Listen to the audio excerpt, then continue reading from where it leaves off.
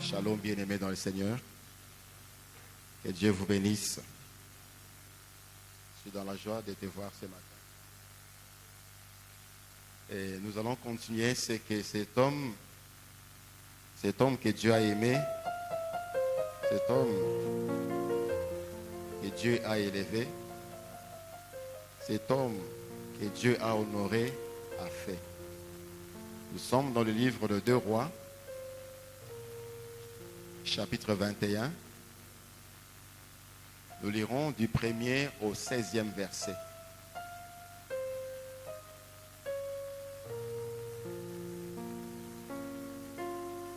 Manassé avait 12 ans lorsqu'il devint roi et il régna 55 ans à Jérusalem.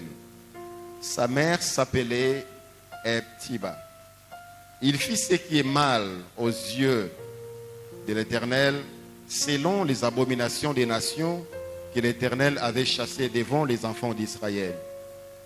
Il bâtit les hauts lieux qu'Ézéchias, son père, avait détruits. Il éleva des autels à Baal. Il fit une idole d'Astarté comme avait fait Akab, roi d'Israël, et il s'est prosternant devant toute l'armée des cieux et la servit.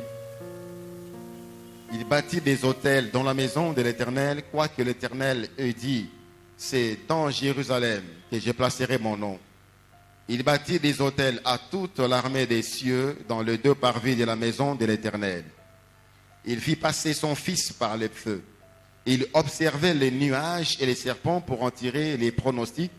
Et il établit des gens qui évoquaient les esprits et qui prédisaient l'avenir. Il fit de plus en plus ce qui est mal aux yeux de l'Éternel afin de l'irriter. Il mit l'idole d'Astarté qu'il avait faite dans la maison de laquelle l'Éternel avait dit à David et à Salomon son fils, c'est dans cette maison et c'est dans Jérusalem que j'ai choisi parmi toutes les tribus d'Israël que je veux à toujours placer mon nom. Je ne ferai plus errer les pieds d'Israël hors du pays que j'ai donné à ses pères, pourvu seulement qu'ils aient soin de mettre en pratique tout ce que je leur ai commandé et toute la loi que leur a prescrite mon serviteur Moïse. Mais ils n'obéirent point, et Manassé fit cause qu'ils s'égarèrent et firent le mal plus que les nations que l'Éternel avait détruites devant les enfants d'Israël. Alors, l'Éternel parla en ces termes par ses serviteurs, le prophète. Parce que Manassé, roi de Juda, a commis ses abominations, parce qu'il a fait pire que tout ce qu'avaient fait avant lui les Amoréens, et parce qu'il a aussi fait pécher Juda par ses idoles, voici ce que dit l'Éternel, le Dieu d'Israël. Je vais faire venir sur Jérusalem et sur Juda des malheurs et qui étourdiront les oreilles de quiconque en entendra parler.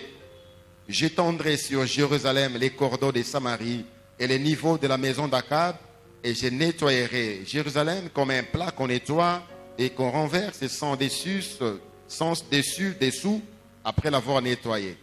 J'abandonnerai le reste de mon héritage et je les livrerai entre les mains de leurs ennemis, et ils deviendront le butin et la proie de tous leurs ennemis parce qu'ils ont fait ce qui est mal à mes yeux et qu'ils m'ont irrité depuis le jour où leurs pères sont sortis d'Égypte jusqu'à ce jour.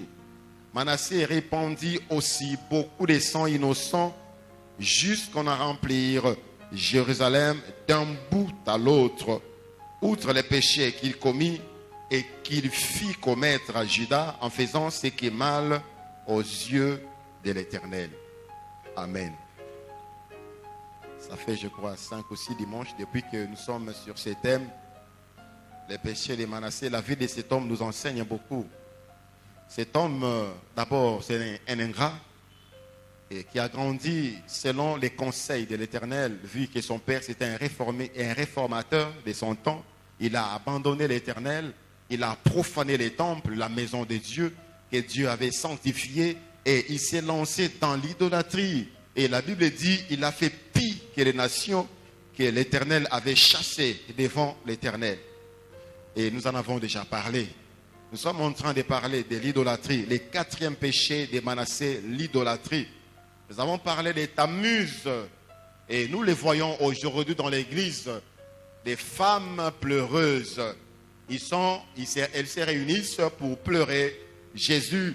Mais la Bible nous montre que prier Dieu avec les méthodes du diable équivaut à invoquer totalement le diable. Ça, c'est une pratique païenne.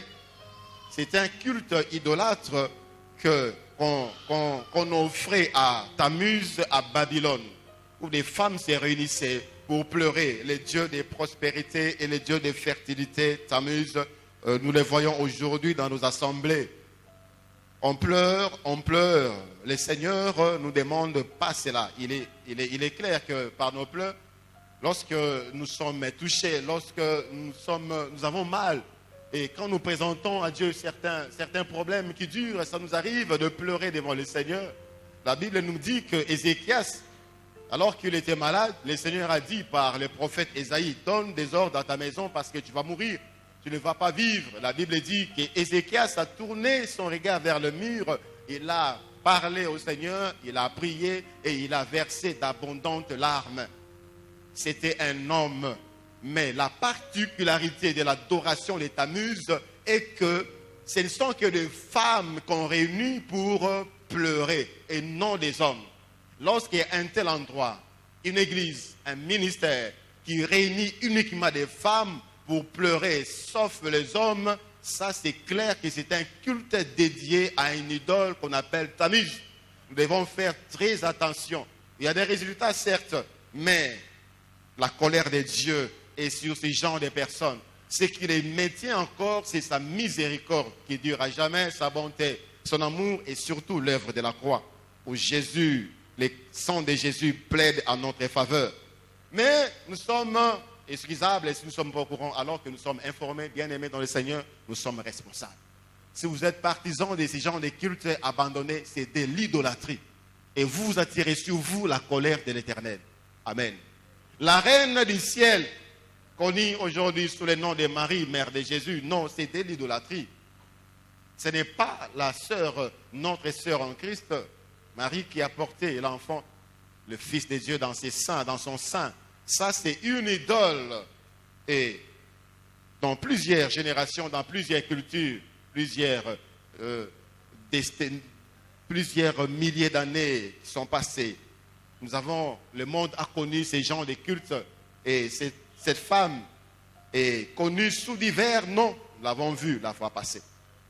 Nous continuons. Aujourd'hui, nous parlons des mamans. C'est une idole qui fait rage aujourd'hui. C'est un démon, un esprit mauvais, un esprit d'égarement. Matthieu chapitre 6, le verset 24. Matthieu chapitre 6, le verset 24.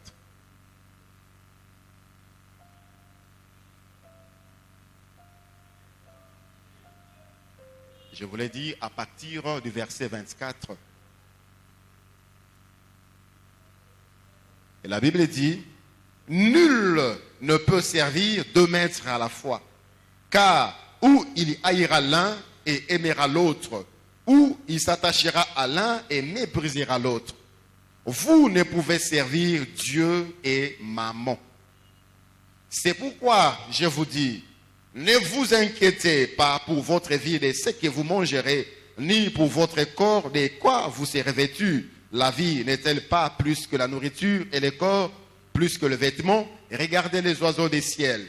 Ils ne sèment ni ne moissonnent et ils n'amassent rien dans le grenier. Et votre Père Céleste le nourrit. Ne valez-vous pas beaucoup plus qu'eux? Qui de vous, par ses inquiétudes, peut ajouter une coudée à la durée de sa vie? Et pourquoi vous inquiétez au sujet des vêtements? Considérez comment croissent le lit des champs. Il ne travaille ni ne file. Cependant, je vous dis que Salomon, même dans toute sa gloire, n'a pas été vêtu comme l'un d'eux. Si Dieu réveille ainsi l'herbe des champs qui existe aujourd'hui et qui demain sera jetée au four, ne vous vêtira-t-il pas à plus forte raison, gens de peu de foi? Ne vous inquiétez donc point. Et ne dites pas que mangerons-nous, que boirons-nous, de quoi serons-nous vêtus, car toutes ces choses, ce sont les païens qui les cherchent, qui les recherchent.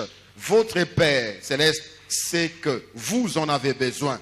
Cherchez premièrement le royaume et la justice de Dieu, et toutes ces choses vous seront données par-dessus. Ne vous inquiétez donc pas du lendemain, car le lendemain aura soin de lui-même. À chaque jour suffit sa peine. Amen.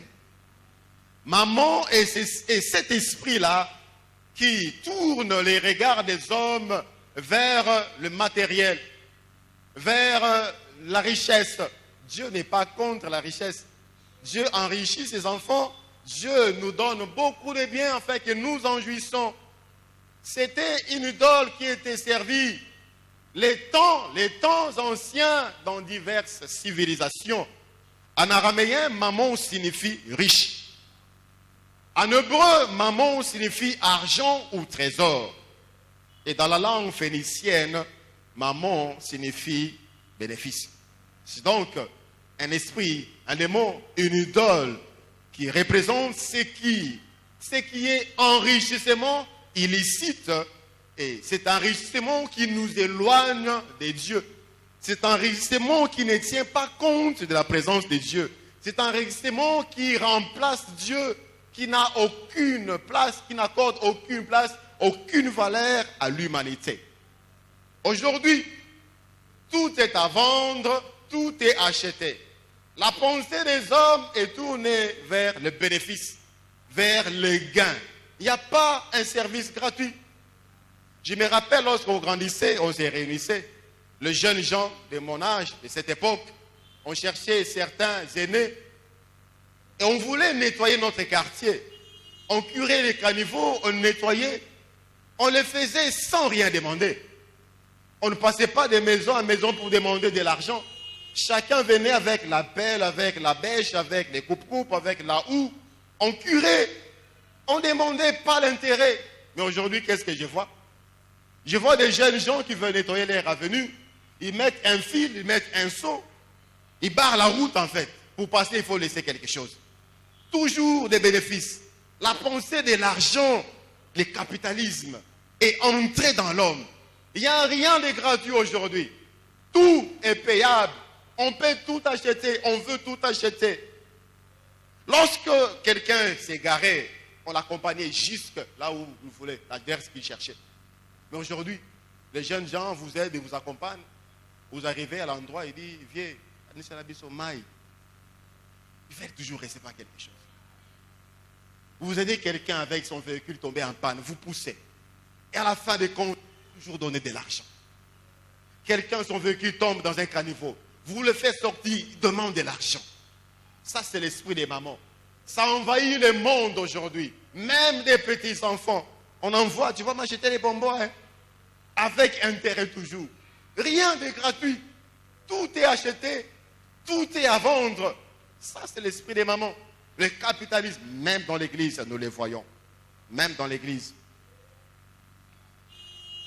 Maman est donc cet esprit qui a servi l'homme en lui faisant aimer l'argent, les intérêts, les bénéfices, plus que Dieu, plus que l'homme. Aujourd'hui, il y a des gens qui peuvent sacrifier. Ils sacrifient son fils, ils sacrifient sa fille, ils sacrifient sa femme, ils sacrifient son mari pour de l'argent. Ils préfèrent de l'argent qu'une vie humaine. Ça, c'est maman.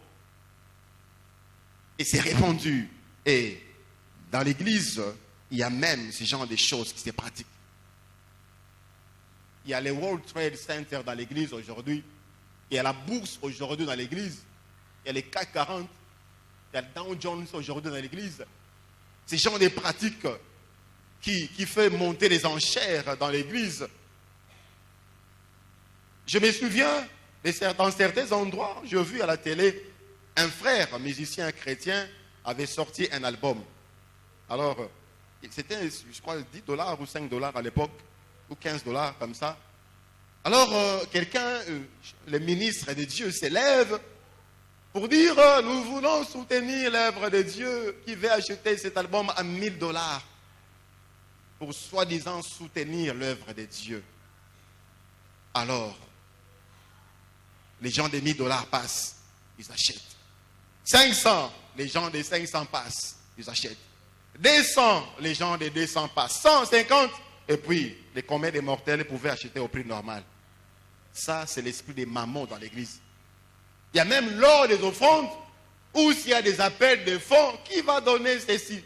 Qui va donner comme ceci? Bien aimés, ce sont des pratiques païennes. La Bible dit que chacun donne comme il a résolu dans son cœur. On ne peut pas fixer le prix, les montants donnés à Dieu dans l'église. Ça, c'est l'esprit des mammons. La manipulation. Maman est dans l'église aujourd'hui. Pour voir l'homme de Dieu, il faut de l'argent. Soi-disant offrande des prophètes. Non. Ça, c'est des vols, c'est de l'escroquerie. Il y a même des tarifs dans certains endroits qu'on appelle église. Bonjour, papa. Pour la délivrance, des 1000 francs. Et pour, je ne sais pas moi, prier pour les maladies, 1000 francs. Ça, c'est de la bassesse, bien aimé dans le Seigneur. C'est de l'idolâtrie dans l'église. Et les âmes sont comme aveuglées, comme envoûtées. Dans les endroits où on voit ces genres de pratiques, c'est faire, ça draine des gens. Tous ces vents, on vend de l'huile dans l'église, on vend de l'eau faille dans l'église, on voit la photo du prophète, on vend la photo de l'apôtre, on vend des habits portant son effigie, soi-disant pour amener une certaine sécurité. C'est maman. C'est maman. Bien-aimés dans le Seigneur, nous devons faire très attention. Le diable est très subtil. La Bible l'appelle rusé. Et il vient par divers moyens. Il multiplie des techniques de séduction. Rappelons-nous qu'il est le spécialiste du maquillage. Et il maquille des choses au nom de soutenir l'œuvre. Or, c'est l'esprit des mamans qui est dans l'église. Tous ces vents, tous s'achètent.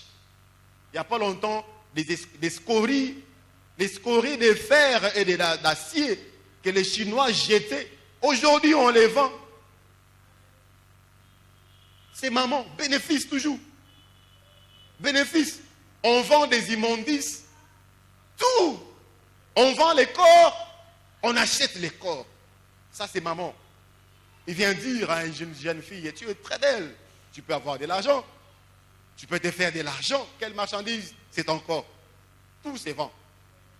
Et il peut dire à un homme égaré, mais tu peux acheter le plaisir. Tu peux acheter. Voilà, c'est devant toi. Et on s'engage dans cette voie et on sert maman et on tombe dans la perdition.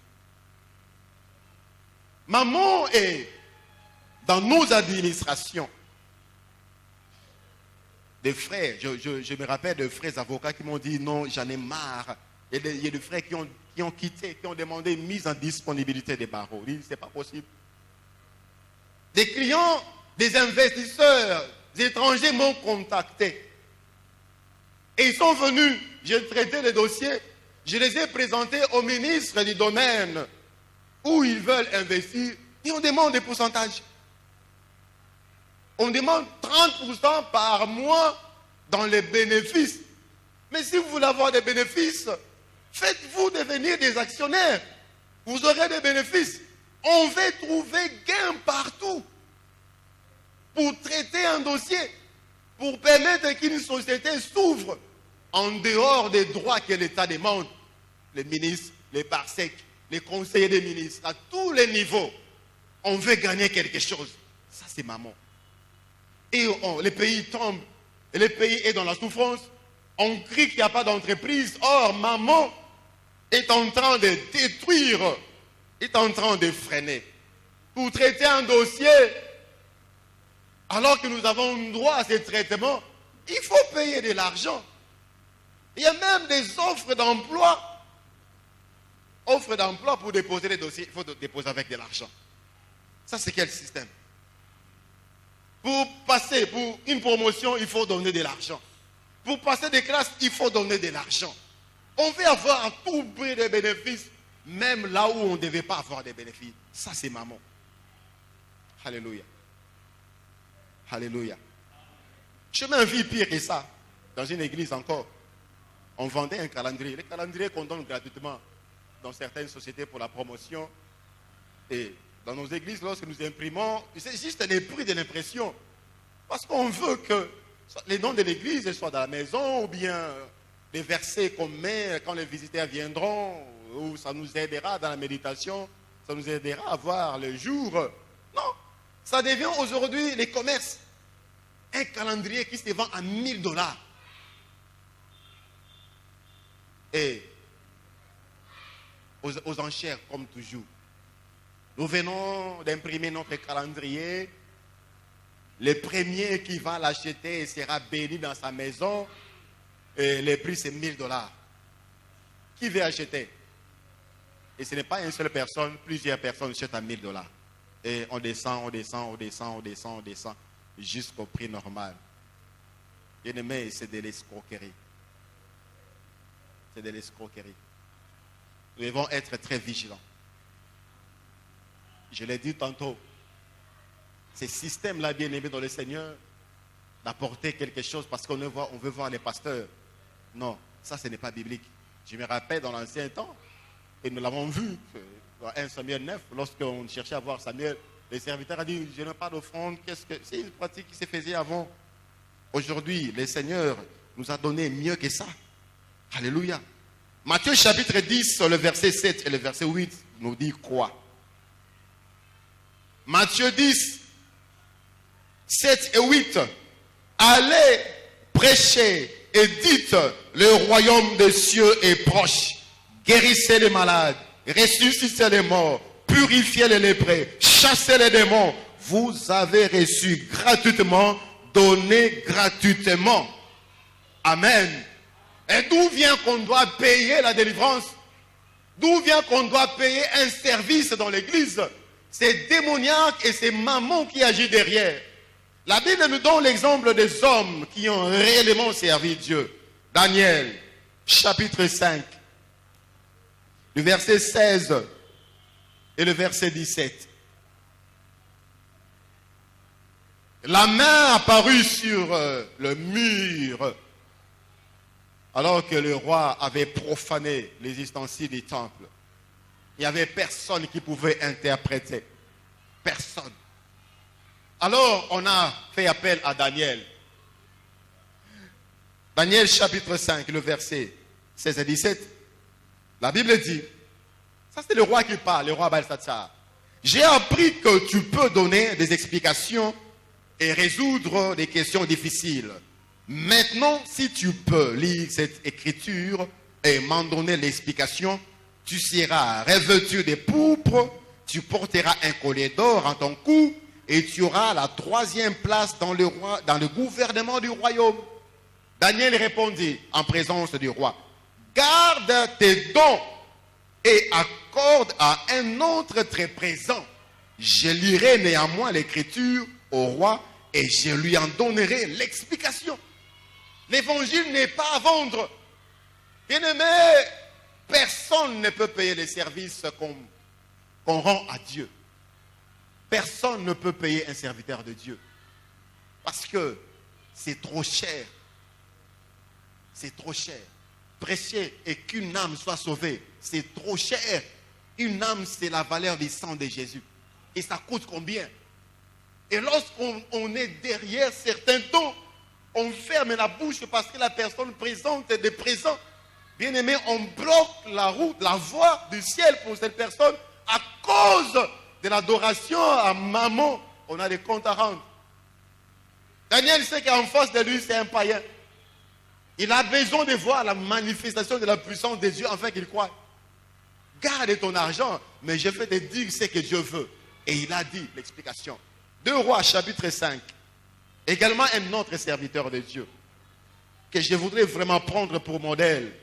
Que Dieu nous garde. Aujourd'hui, l'évangile est à bon marché. C'est à vendre. C'est tellement... C'est diminué. C'est dilué. Ça n'a plus de valeur. à cause de la cupidité, à cause des cultes rendus à Mammon par certains serviteurs de Dieu. De Rois chapitre 5, à partir du verset 15, vous connaissez l'histoire. Il y avait un homme, un général qui avait de la lèpre partout. Il est venu vers le prophète lui a dit, va te jeter dans l'eau, 7 fois tu seras guéri. Il a un peu boudé, finalement il a été convaincu, il a fait, et finalement il a été purifié. Voyant qu'il était guéri, il est revenu. Il retourna vers l'homme de Dieu avec toute sa suite.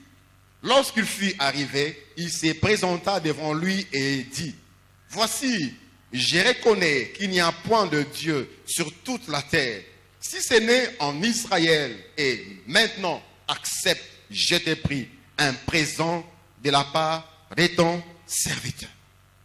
Élisée répondit, l'Éternel dont je suis le serviteur est vivant, je n'accepterai pas. Naaman les pressa d'accepter, mais il refusa. Parce que nous ne servons pas le Seigneur pour notre ventre. Nous ne servons pas le Seigneur pour des matériels. Nous servons le Seigneur pour que les âmes comme toi, Naaman, vous soyez sauvés. Vous qui êtes couverts de lèpre, que vous soyez sauvés. On risque de croire que l'évangile est à vendre. Non. Crois et continue à célébrer le Seigneur là. Là où tu iras. Pas l'argent. Aujourd'hui, on est influencé par l'argent. Le serviteur de Dieu tombe par l'argent. Un frère avocat m'a dit, ils ont arrêté, je ne sais pas, il y a une année, un serviteur de Dieu. Il avait escroqué un ministre. Alors, il avait fui. On a cherché son numéro et on l'a appelé. Si on lui demandait de venir pour une convocation, il n'allait pas accepter. On dit que quelqu'un se passe pour infidèle. Il venait de tenir une campagne d'évangélisation vers Massina. L'autre parle et dit, pasteur, j'étais là lors de la campagne et j'étais passé devant et tu avais prié pour moi. Et je t'avais même dit que je t'avais demandé de prier pour mes affaires. Ça ne marchait plus. Et Dieu m'a béni. Il m'a béni. Et je suis venu donner ma dîme de 50 000 $. Le serviteur de Dieu dit, tu es où? Tu es où? Recevoir. Et il est venu, on l'a arrêté. Il fallait.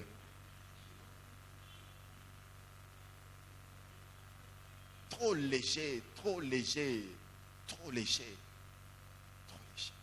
Si une banque prenait le risque de payer un serviteur de Dieu, elle va faire faillite. C'est lui qui paye, le serviteur de Dieu, c'est l'Éternel, notre Dieu.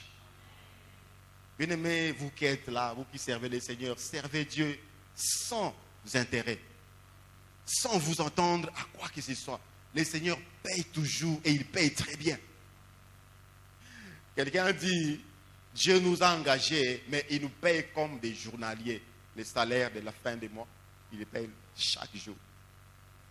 Il les paye chaque jour, mais nous ne sommes pas des journaliers.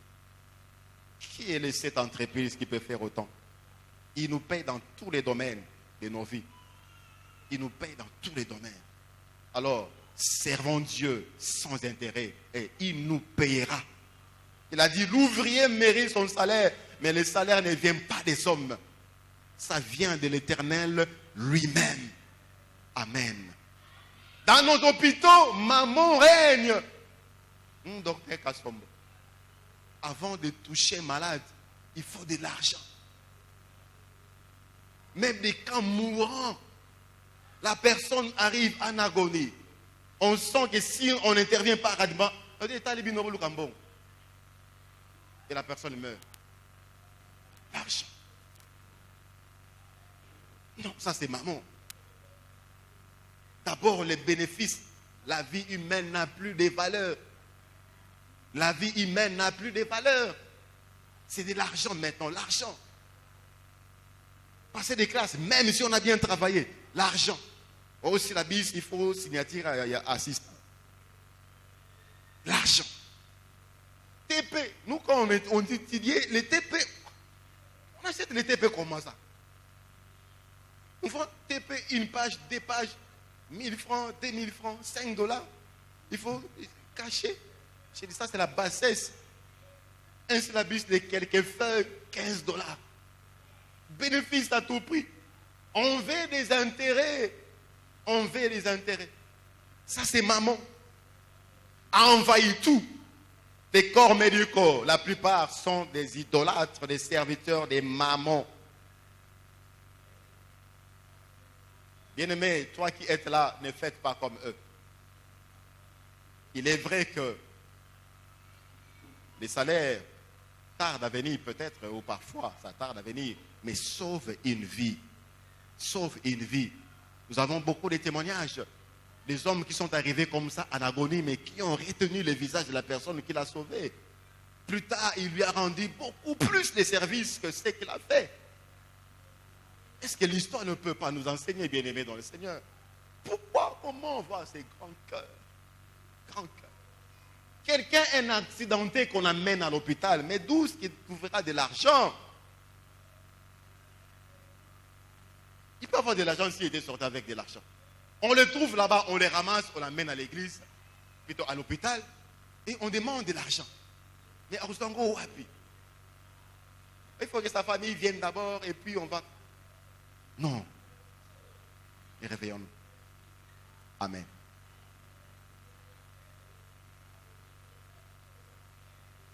Maman cause beaucoup de dégâts dans l'humanité aujourd'hui. Premièrement, maman cherche à étouffer la parole de Dieu. Matthieu chapitre 13. Matthieu chapitre 13, le verset 22.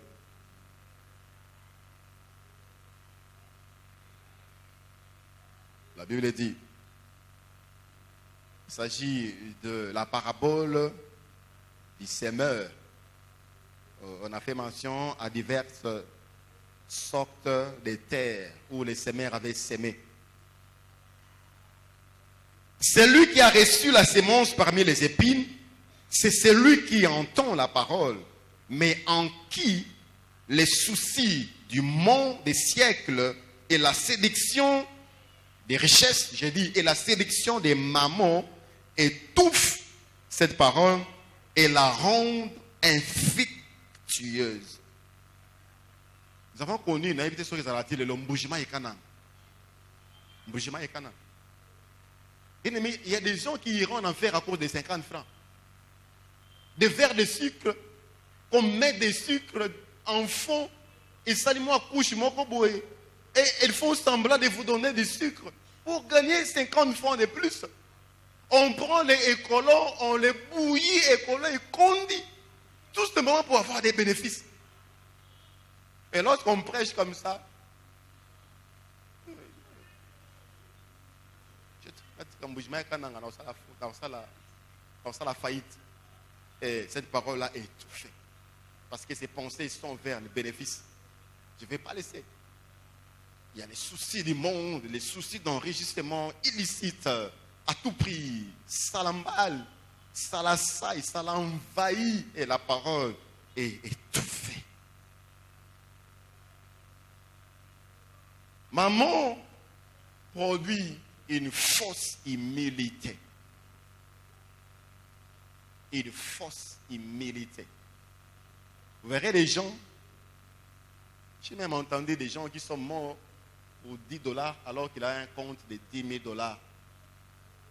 Il est humble, il s'habille humblement. Bien aimé, l'humilité ne voulait pas dire avoir un pantalon et une chemise et une cravate. Il y a des pauvres qui sont plus orgueilleux que les riches. Hein. Ils n'ont rien, mais orgueilleux. J'ai passé une fois, je vis un frère, de loin, il a transpiré, c'est-à-dire à Outaki Moussika. Je me suis arrêté, je lui ai donné l'argent de transport. Oh, parce que non, comment quelque part. Mais au monde, on a gazon qui est dans Moussika. Il ne fait pas de lettres. Il est plein. Il y a aucun endroit où ajouter quelque chose. Et maman fait également des gens comme ça. Il a beaucoup d'argent. Il ne veut pas dépenser. Vous voyez là, il dort. Vous voyez ce qu'il mange. Mais il a beaucoup d'argent. Au nom de l'humilité. Non, ça c'est maman. Il est possédé. Il est possédé. Non. Quand Dieu t'est béni, bien-aimé dans le Seigneur, vis selon ta richesse. Amen. Selon ta capacité. Mais tu as les moyens de t'offrir un cadre décent. Mais pourquoi habiter des bicoques au nom de l'humilité? Ça, c'est une possession démoniaque. Tu es possédé, tu es envoûté. Des gens meurent. On cherche de l'argent. J'ai entendu ça dire, on cherche de l'argent. On n'a pas trouvé de l'argent. Et à l'époque, on enterrait les gens avec leurs lits, leurs matelas. On sort les lits comme ça, en dessous des lits, beaucoup d'argent. Posséder. Toujours gagner. Toujours économiser. Toujours avoir pour rien faire. La Bible dit, c'est lui qui épargne en excès sa pauvreté. Sa pauvreté. 1 Timothée chapitre 6, le verset 17, la Bible nous dit. 1 Timothée chapitre 6, verset 17. Recommande aux riches du présent siècle de ne pas être orgueilleux et de ne pas mettre leur espérance dans des richesses incertaines, mais de la mettre en Dieu qui nous donne avec abondance, toutes choses pour que nous en jouissions. Il nous donne toutes choses pour que nous en jouissions. Tu as de l'argent, pourquoi tu ne veux pas jouir? La Bible dit, au jour du bonheur, réjouis-toi. Ecclésiaste 7, 14. Mais quand Dieu t'a fait du bien, réjouis-toi.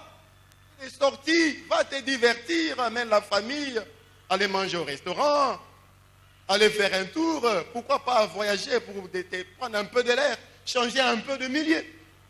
Dieu t'a béni, il faut jouir. On est là, on économise, on meurt malheureux. On s'habille en néant. On pense que si on a des souliers troués, Dieu va entendre sa prière. Nécessairement. Non, sois libre, sois à l'aise avec l'argent que Dieu te donne. Amen. Tu n'es pas encore enfant de Dieu. Viens au Seigneur, tu seras en sécurité. Si j'expose ma richesse, on va dire quoi? On va dire que Dieu t'a béni.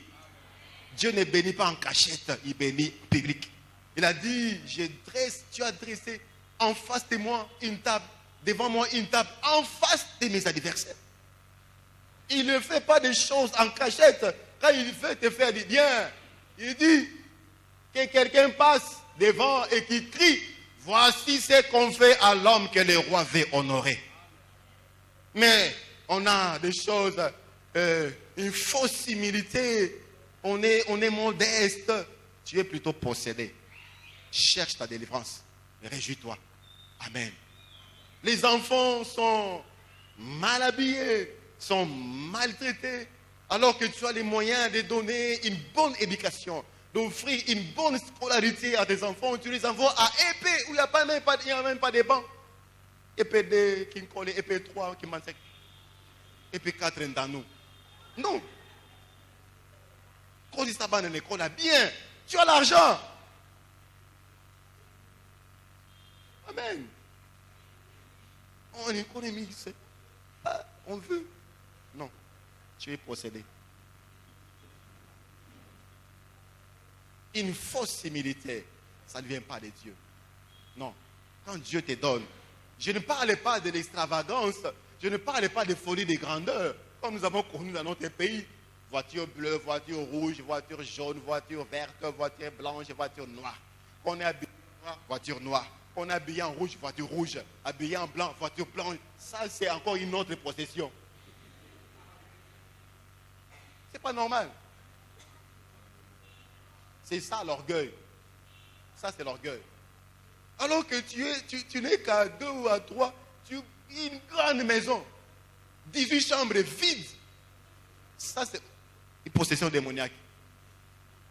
Non, c'est pas normal. Il y a des maisons comme ça, une villa. 4 personnes à l'intérieur. Monsieur Otongi Nangonani, chacun, tu as attribué à chacun un esprit dans sa chambre. Non. Ça, c'est la folie des grandeurs. Ça, c'est contraire à ça, c'est du gâchis. Dieu est contre les gâchis. Lisez bien la Bible. Dans Jean chapitre 16, lorsqu'il a multiplié les pains et les poissons, balier, bâton, dit baboua qui batiki, le Seigneur dit ramassez les restes. Et c'était 12 paniers. Dieu, quand il nous donne, qu'on l'utilise bien, pas pour jeter. Quelqu'un, Dieu bénit, il prépare sur sa table 20 marmites. Ils sont à 5 autour de la table. Ça, c'est une possession. Ce n'est pas normal. Et on mange, on jette les restes à la poubelle, alors que plusieurs meurent de faim. Ce n'est pas normal. Ça, c'est également maman. Folie des grandeurs. Ça, c'est l'orgueil. Toujours avoir. On le voit même dans les fêtes. Hein. Sans pitié pour l'organisateur. Comme la nourriture est gratuite, on veut se servir. Tu amasses. Et puis tu ne manges que peu. Les restes, on va jeter.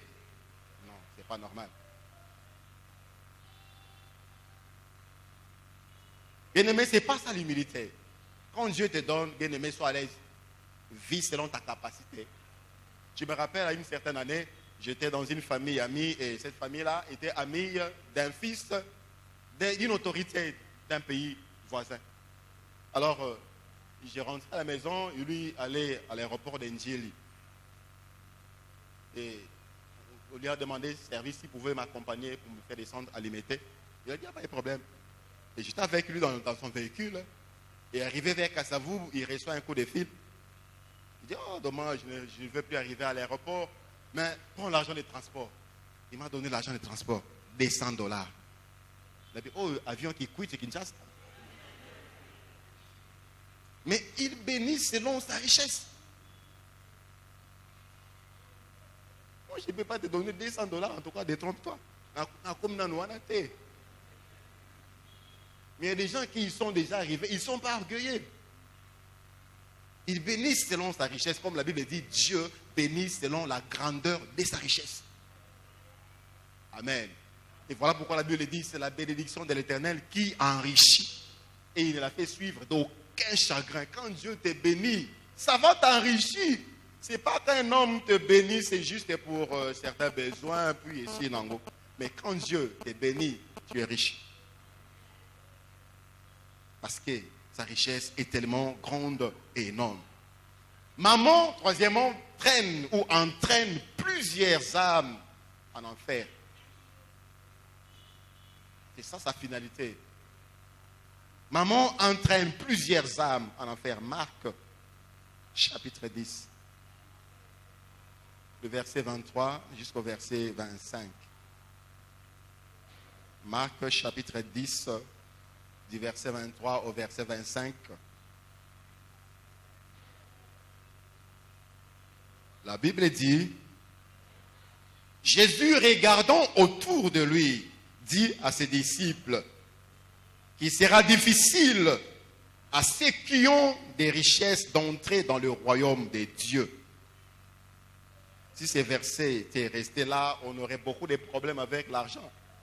Et la Bible ajoute au verset 24, les disciples furent étonnés de ce que Jésus parlait ainsi. Et reprenant, il leur dit, mes enfants, qu'il est difficile à ceux qui se confient dans les richesses d'entrer dans le royaume des dieux. Les adorateurs des mamans iront en enfer. Parce que pour eux, maman, c'est Dieu. Il représente tout et l'argent. Tout est l'argent. Tout pour l'argent. Tout pour l'argent. On est prêt à sacrifier un être humain pour de l'argent. On est prêt pour de l'argent. Pour une promotion, on est prêt à faire du mal. Parce que lorsqu'on est promis, on aura encore beaucoup plus d'argent. On tue pour de l'argent. Et maman collabore avec beaucoup d'autres démons, beaucoup d'autres péchés, pour nous asservir totalement, afin que nous perdions la voie du salut. Et quand je vois aujourd'hui combien de serviteurs de Dieu s'égarent dans la foi, dans le ministère à cause de l'argent. J'ai dit, Seigneur, garde-nous. Garde-nous. À cause de l'argent, aujourd'hui, plusieurs sont devenus orgueilleux. Plusieurs aujourd'hui sont devenus adultères parce qu'il a l'argent de se payer certains loisirs nuisibles. S'égarer. Quand on n'avait pas l'argent humble, on était là. Mais quand l'argent vient, tout le monde devient petit. À cause de l'argent, il y a division dans l'église parce que le serviteur de Dieu ne reçoit que celui qui a l'argent. Il a de la considération que pour celui qui a de l'argent. Alors, où est la place de l'évangile? Ce n'est plus l'évangile. Il est difficile pour ceux qui mettent leur confiance, ceux qui se confient en leur argent, d'entrer dans le royaume des cieux.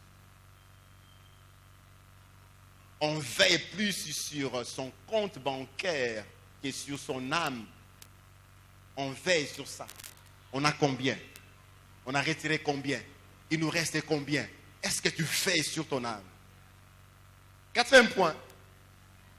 Maman pousse l'homme à accepter l'inacceptable.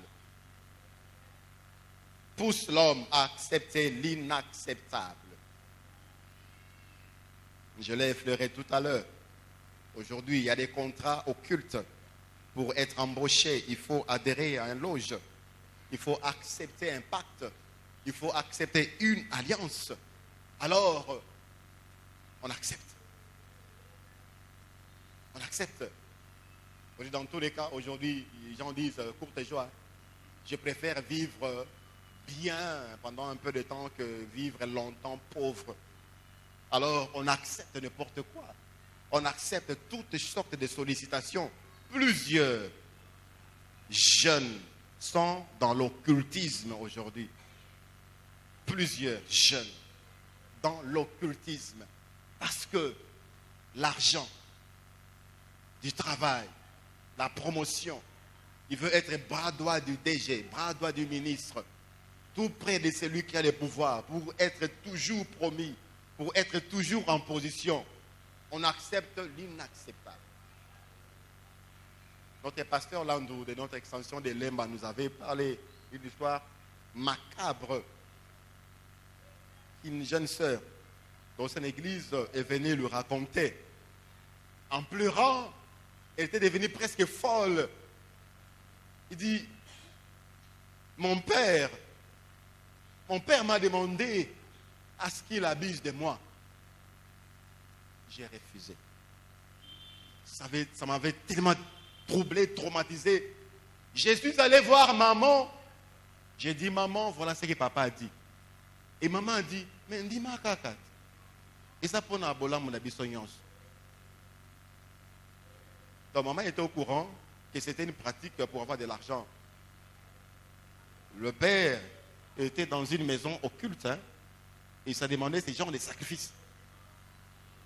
Et pour avoir de l'argent, et que la maman soit toujours bien habillée, Maya Sika toujours, et toujours bien entourée, bien parfumée, des bijoux, elle a accepté. On détruise ses enfants. Inacceptable. On devient comme hypnotisé. On devient comme insensé. Parfois devant maman. Bien-aimé, Dieu bénit ses enfants. Amen. Rappelez-vous de ce que le Seigneur a fait dans certains personnages bibliques. Dieu a béni Jacob, Dieu a béni, il a béni Isaac. Ils sont partis de rien. Dieu a élevé Joseph. Il n'a pas étudié. Il n'a pas introduit un CV. Daniel, mémément. Dieu les a bénis. Et aujourd'hui, nous voyons des enfants de Dieu qui marchent dans la crainte de Dieu. Comment Dieu les élève? Comment Dieu les maintient dans des positions élevées? Mais pourquoi accepter l'inacceptable? Parce qu'on veut jouir. On veut jouir de quelque chose qui peut nuire plus tard. Bien-aimés, Église du Seigneur, faisons très attention. Dieu a tout ce qu'il faut pour nous. C'est peut-être question de temps. Attends juste un peu, et tu verras la gloire de Dieu. juste un peu. Et si tu te reproches de rien, attends. S'il y a quelque chose à arranger, arrange vite avec Dieu. Parce qu'il est en voie de te visiter. Cinquièmement, maman est l'artisan de l'égoïsme et de l'ingratitude. C'est lui qui attise l'égoïsme et l'ingratitude. Pourquoi? Parce qu'il ne faut pas donner. Il ne faut pas donner. Il ne faut pas donner. Garde. Bénéfice. Encore plus. Encore plus. Même pour l'œuvre de Dieu, maman intervient et dit, ne donnez pas. Il y a des enseignements qui disent, il ne faut pas donner la dîme. Il ne faut pas donner les offrandes. Dieu, l'offrande, c'est déjà Jésus-Christ. Il s'est déjà offert une fois pour nous. Il n'y a plus de sacrifices. Aujourd'hui, c'est la louange, l'adoration. La dîme, c'est dans l'ancien temps. La dîme, c'est la loi. Bien-aimé, la dîme vient avant la loi. Avant la loi, la dîme existait déjà. La dîme, ce n'est pas pour ça, c'est encore une autre affaire dans les serviteurs de Dieu. Oh, maman travaille. Les serviteurs de Dieu qui s'accaparent des dîmes, ça m'a pas. Et voilà pourquoi dans certains endroits, panier à dîmes, panier à offrande. Et après le culte, l'homme de Dieu prend l'autre panier de dîmes et il va chez lui à la maison. Maman, c'est pour l'œuvre de Dieu. Amen. L'égoïsme, l'ingratitude. 1 Samuel chapitre 25, à partir du 2e verset.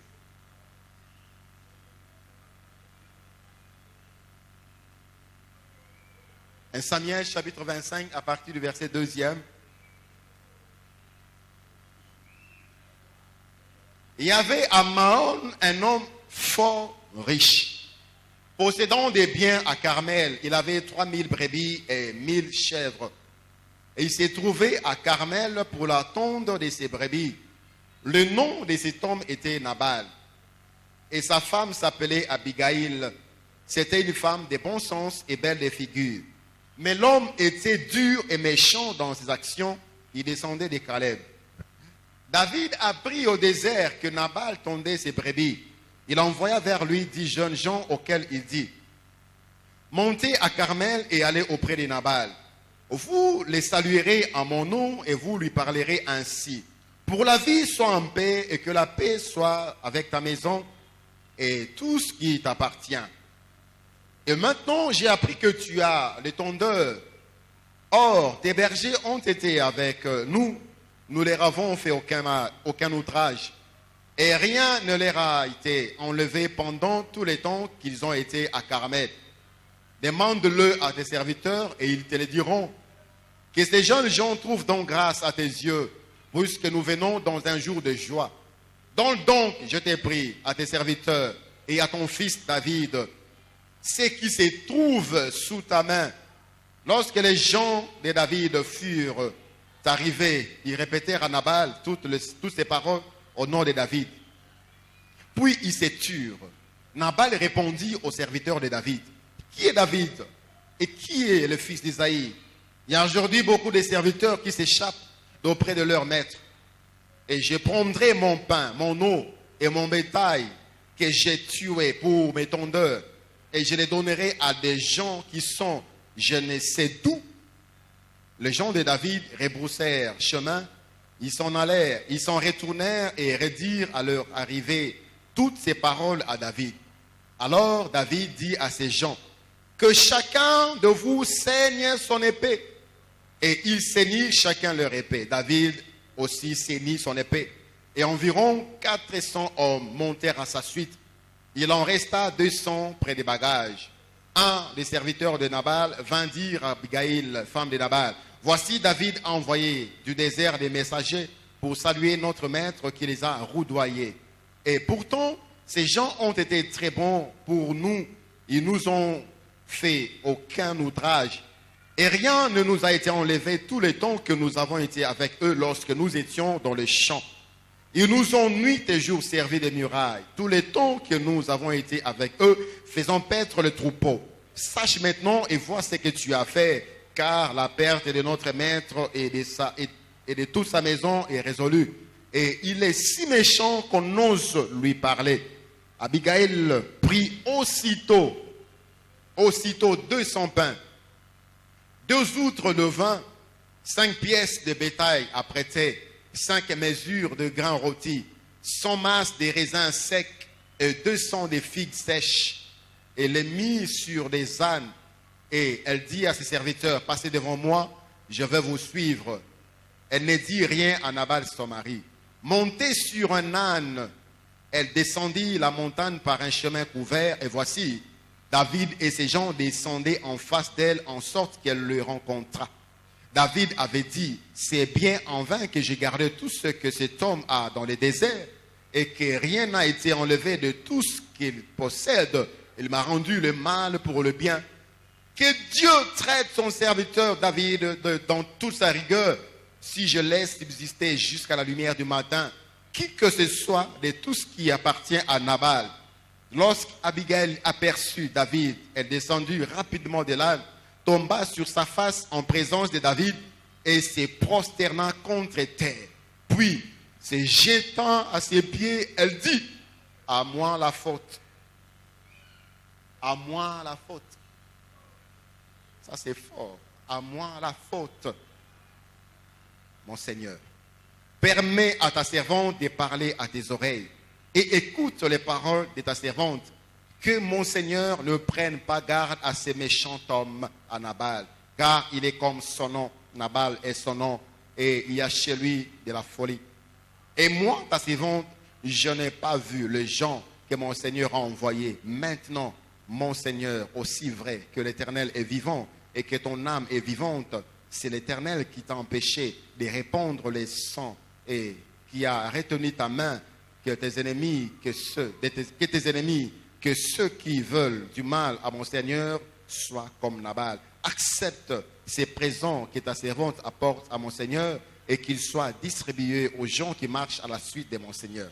Pardonne, je t'ai pris la faute de ta servante, car l'Éternel fera à mon Seigneur une maison stable. Pardonne, car mon Seigneur soutient les guerres de l'Éternel et la méchanceté ne se trouvera jamais en toi. Amen. Alléluia. Il faut retenir encore plus, pas partager, pas la reconnaissance, pas la gratitude.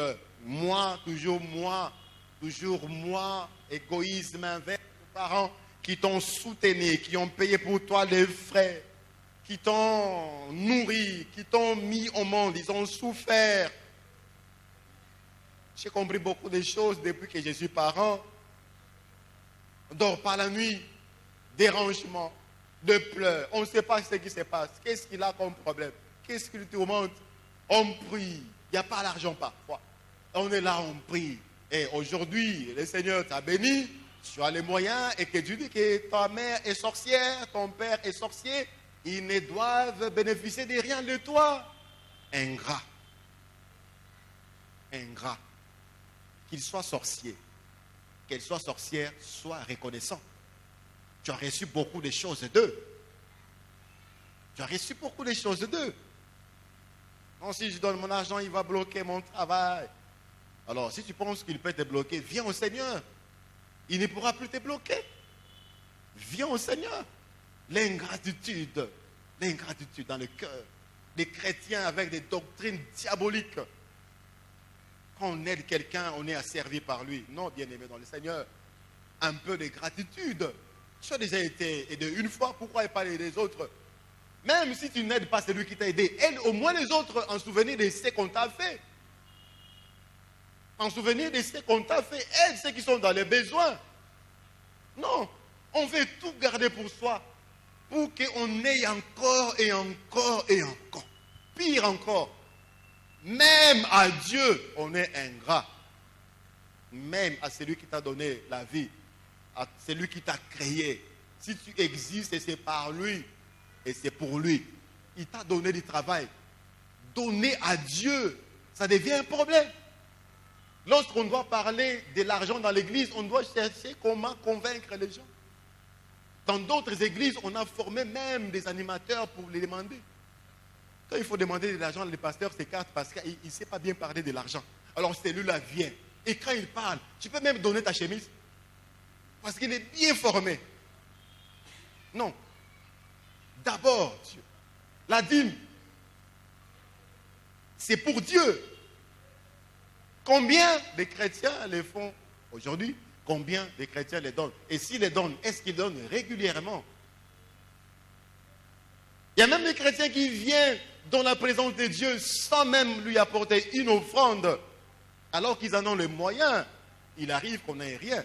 Gloire au Seigneur, si c'est comme ça. Mais si on a quelque chose, si on peut et on ne le fait pas, on est possédé. Là, on est vraiment sous la puissance des mammons.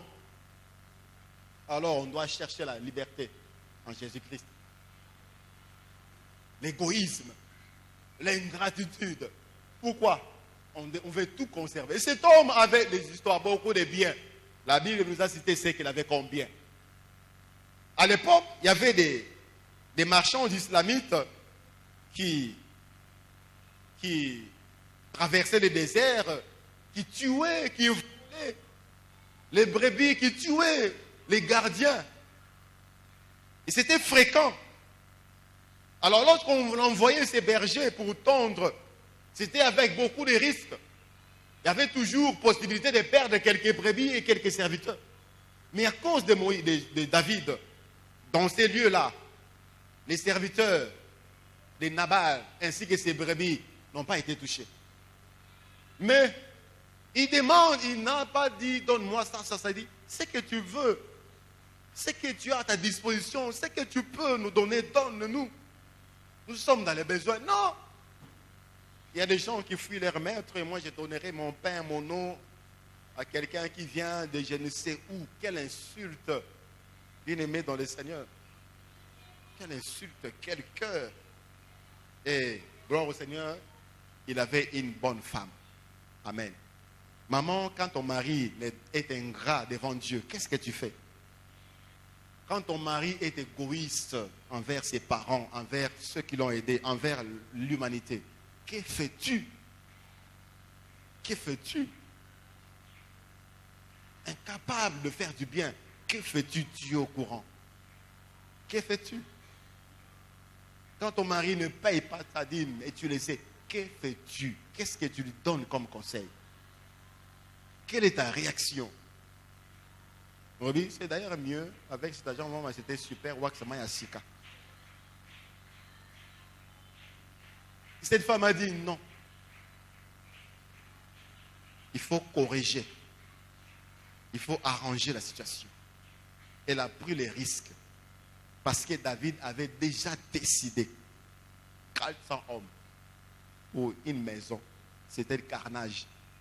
Et cette femme s'est humiliée. Et il a plaidé pour son mari, pour sa maison. Et le Seigneur a épargné Nabal de la mort.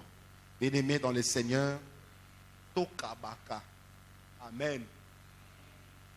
Tu as même des histoires que tu as achetées, que tu n'as jamais portées et que tu ne porteras plus jamais parce que tu as beaucoup de trucs que tu ne portes pas. Vous entrez dans certaines maisons, vous trouvez des colonnes, des chaussures. Alors que même en communauté, on vient à l'église, on trouve le frère, le soeur dans les maisons. On ne réagit même pas. On dit que Dieu te bénisse, que Dieu te visite. Non. Mais on doit avoir de l'humanité. Si on ne peut pas trouver ces gens de cœur dans le monde, mais dans l'église, ça disparaît également. Tu as beaucoup de biens. J'étais chez un frère. Il y avait quelque chose de technique. Je pouvais l'aider à réparer. J'ai dit, donne-moi lecteur externe. Je n'ai pas ça. J'ai dit, tu as ça. L'autre fois, je suis venu ici, tu utilisais ça. Il y a tellement des histoires. Et tu gardes, ingrat, égoïste. Pense aux autres. Dieu pensera à toi. Amen. Ça, lorsqu'on est dans cet état, bien-aimé dans le Seigneur, on n'est pas loin de l'enfer. Parce que maman agissant, Il va placer ton regard vers la richesse, vers l'argent, afin que la richesse devienne pour toi Dieu. C'est de l'idolâtrie. Nous allons prier le Seigneur. Certainement, il y a des choses à arranger. Oui, beaucoup de choses à arranger ce matin. Arrange, mon frère, arrange, ma soeur. Arrange. Arrange. Tu vends tout. Si tu vends ton corps, répands-toi parce que tu possèdes maman ou maman te possède. Pour passer des classes, on vend son corps. Pour trouver du travail, on vend son corps. Pour acheter des cabellos, on vend son corps. Pour des futilités, on vend son corps. Maman, répands-toi. Répands-toi. Tu cours. Tu es une bonne femme, tu es une belle femme, mais te voilà. Tu achètes les plaisirs. Tu achètes les loisirs. Tu es possédé. Tu es sous la puissance des mamans. Répands-toi. Répands-toi. Avant qu'il ne soit trop tard. Avant qu'il ne soit trop tard, répands-toi. Il veille pour accomplir ce qu'il veut produire en toi. C'est la destruction totale. Alors, échappe de ses mains. Ce matin, que ces paroles ne sont pas étouffées. Parce que tu comprends, tu as compris, c'est lui qui étouffait. C'est lui qui ne voulait pas que tu acceptes cette parole. Non. Tu ne vas pas étouffer cette parole ce matin. Tu as accepté l'inacceptable pour de l'argent, bien-aimé dans le Seigneur. Décide-toi, rentre en arrière, reviens vers Dieu. Et chacun de nous prie pour lui. Je ne sais pas où tu es tombé avec maman. Je ne sais pas où tu es tombé avec maman. Mais Dieu est miséricordieux. Dieu veut nous ramener vers lui. Dieu veut nous garder à lui pour toujours. Prions ensemble le Seigneur.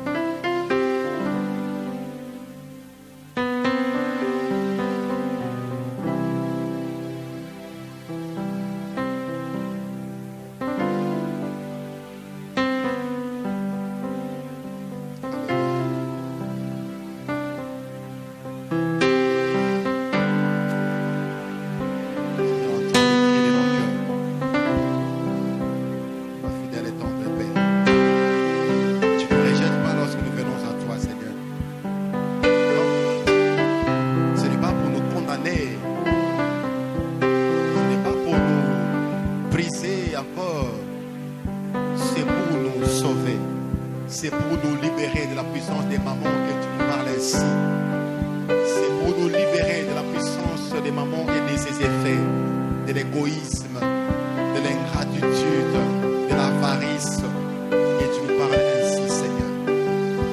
À notre secours, viens et écoute nos prières que ton fils, ta fille t'adresse et fais-nous grâce, Seigneur.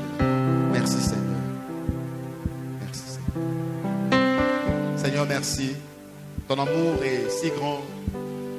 Tu nous aimes tellement. Tu nous as tellement aimés que tu as envoyé Jésus-Christ mourir à la croix, verser son sang pour nous laver et nous purifier de toute iniquité, y compris de l'idolâtrie. Et maman, nous avons été séduits, Seigneur, pardonne-nous. Nous avons travaillé pour maman, nous sommes tombés sous les coups des jugements. Pardonne-nous, lave-nous. Nous voulons t'honorer, t'adorer toi seul.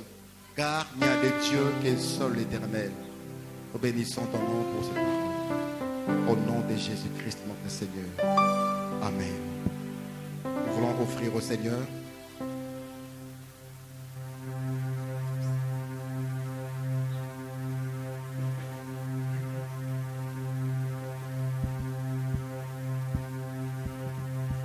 Seigneur Jésus. Shalom, bien-aimés dans le Seigneur. Que Dieu vous bénisse. Je suis dans la joie de te voir ce matin. Et nous allons continuer ce que cet homme que Dieu a aimé, cet homme que Dieu a élevé, cet homme que Dieu a honoré, a fait.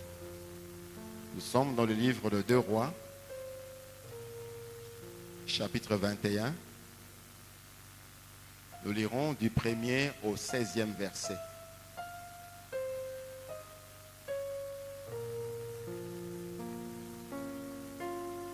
Manassé avait 12 ans lorsqu'il devint roi et il régna 55 ans à Jérusalem. Sa mère s'appelait Hephzibah. Il fit ce qui est mal aux yeux de l'Éternel, selon les abominations des nations que l'Éternel avait chassées devant les enfants d'Israël. Il bâtit les hauts lieux qu'Ézéchias